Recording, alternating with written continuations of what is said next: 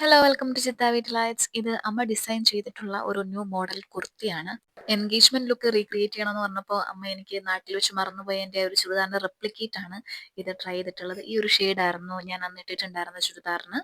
Both സൈഡിലായിട്ട് കൊടുത്തിട്ടുള്ള ഒരു സ്റ്റോൺ വർക്ക് അത് നമ്മൾ സ്റ്റിച്ച് ചെയ്തിട്ടുള്ളതല്ല, സ്റ്റിക്ക് ചെയ്തിട്ടുള്ളതാണ്. മുടി അഴിച്ചിട്ടുള്ള ഒരു ലുക്ക് ആണെന്നുണ്ടെങ്കിൽ അമ്മ കൂടുതലും പ്രിഫർ ചെയ്യാറുള്ളത് ഞാൻ സൈഡിൽ നിന്ന് വകുപ്പെടുത്ത് മുടി അഴിച്ചിടുന്നതാണ്.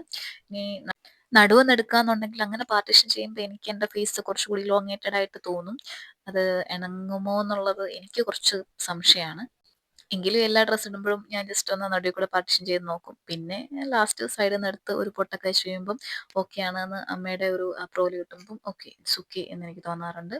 ഈ കുർത്തിയുടെ ഒരു ഓവറോൾ ലുക്ക് എന്ന് പറയുന്നത് കണ്ണ് കിട്ടുമ്പോഴേ നമുക്ക് കിട്ടാറുണ്ട് കേട്ടോ. കാണല്ലോ, ഹൈനെക്ക് ആകുമ്പോൾ മുടി അഴിച്ചിടുന്നതിനേക്കാളും കുറച്ചും കൂടി കെട്ടി വെക്കുമ്പം ഭംഗിയുള്ളതായിട്ട് തോന്നും. പിന്നെ ഈ ഒരു കുർത്തിയുടെ ഓവറോൾ ലുക്ക് എന്ന് പറയുന്നത് ഇങ്ങനെയാണ്. പാൻസ് ഒരു പലോസോ മോഡലാണ് പാൻസ്.